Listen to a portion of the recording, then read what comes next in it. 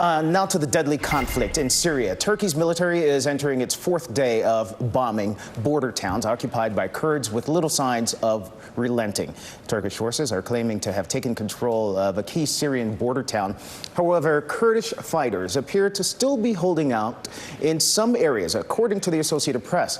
So far, there have been at least 45 civilian deaths and 85 other injuries among Syrian Kurds, and 100,000 people have been displaced, according to the information center there. NBC's senior international correspondent, Keir Simmons, joins me from the ground near the Turkey-Syrian border. Keir, how's it looking?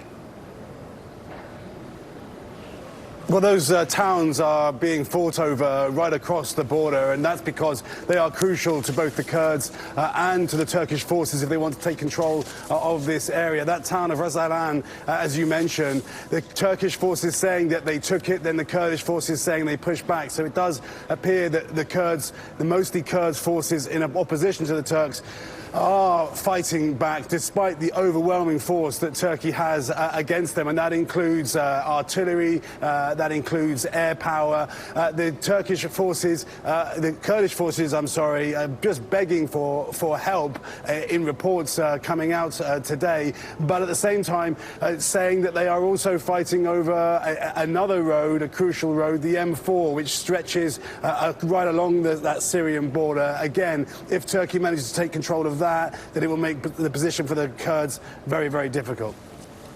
All right, Keir Simmons joining us from the border there in Syria and Turkey on the very latest on that conflict. Thank you. Well, still ahead.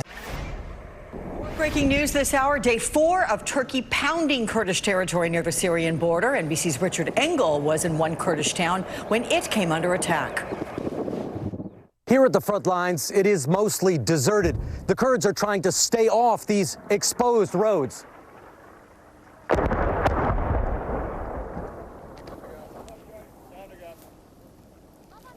Behind you, behind you, behind you. Multiple artillery rounds from the direction of Turkey exploded a few hundred yards behind us. We left and saw this car was hit, killing a man inside. Last night, a group of U.S. soldiers came under artillery fire near Kobane, forced to leave the area after that attack. And a new video of U.S. troops in Syria shows this convoy heading right towards the Iraq border. Let's go live now to Erbil, the capital of Kurdistan. Bill Neely is there, NBC's chief global correspondent, on a dark and windy night. Hey, Bill, you've got U.S. troops that are not actively involved in this conflict, but that does not appear that they are out of danger.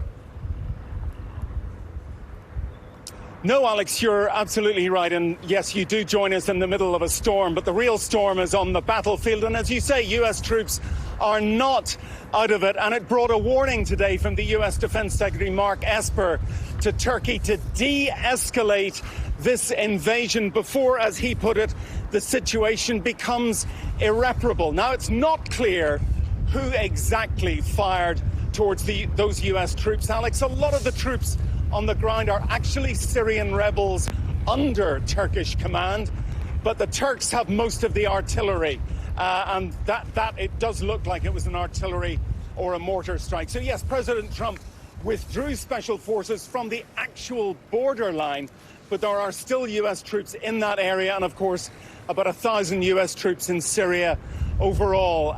Meanwhile, today, more fierce fighting on day 4. It's now street to street. In one town, the death toll clearly rising, although the figures are contested. The Turkish Defense Ministry saying they've killed more than 400 Kurdish fighters.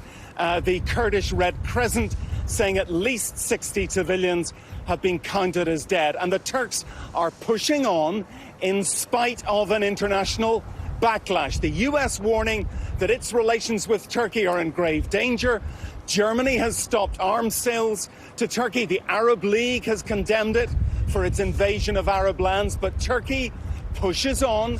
President Erdogan defiant, saying we will not listen to what anybody says and we will not give way to threats. But Alex, those threats are increasing. Treasury Secretary Steve Mnuchin saying that we can shut down Turkey's economy if we want to, but Turkey still defiant, Alex. Yeah, and the president backing that up by saying sanctions would be pretty horrific for them if he decides to go that route. Bill Neely, thank you so much there from Erbil. Appreciate it.